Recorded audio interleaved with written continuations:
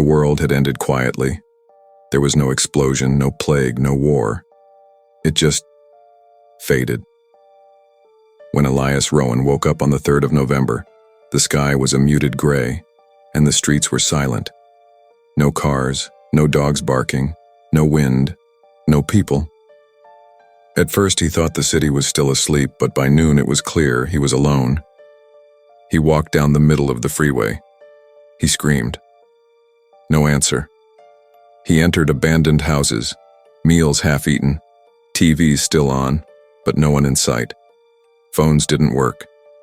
Internet was gone. It was like the world had pressed pause, but only for everyone else. Elias began journaling each day, documenting everything he saw, heard, or dreamed. He called it the last broadcast. Then, on day 12th, while living in a former electronics store turned shelter, there was a knock at the door. Elias froze. He hadn't heard another human sound in almost 2 weeks. He cautiously approached the door, heart pounding. Another knock. Slow, heavy, too measured, he peered through the security camera. Nothing was there. When he opened the door, a chill passed through him. No one, but on the ground lay an old rotary phone with a sticky note. This is not over. Pick up when it rings. He brought it inside. The phone had no cord, no power source, yet it sat on the table like it belonged there. For hours, it stayed silent. At exactly 3:33 a.m., it rang. He didn't answer. The next morning, every mirror in the store was shattered from the inside.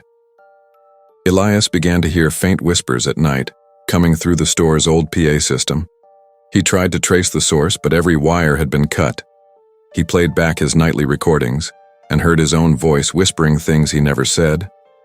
You were never alone. You were always watched. Open the door again. Don't look in the mirror tonight. He tried to leave the city, driving for miles, but the highways circled back no matter which direction he went.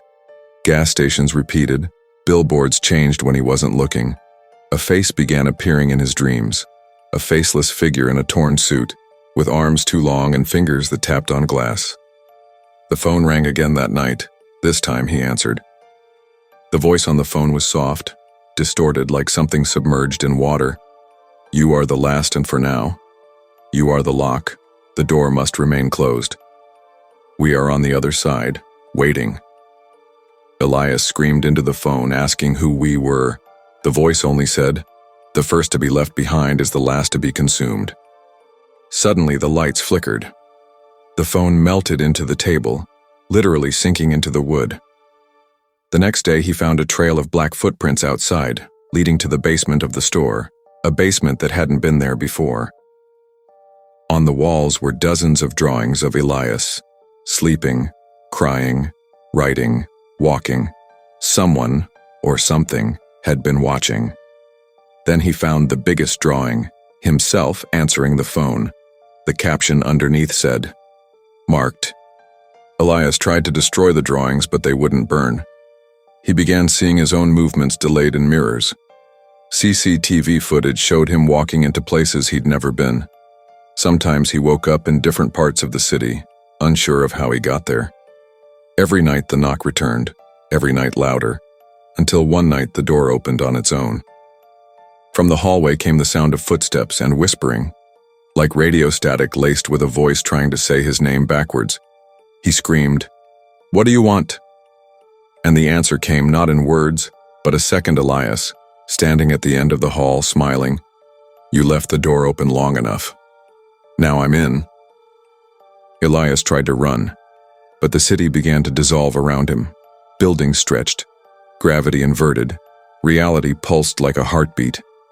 He found himself back in his apartment, the same one from day one, but everything was cleaner, untouched, like it had reset.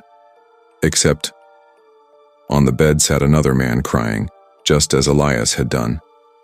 A knock echoed through the apartment. The man stood up and approached the door. Elias now stood outside the window, watching. The last man on earth sat alone in a room. Then there was a knock at the door, and the cycle began again. Elias was never the last, he was just the next.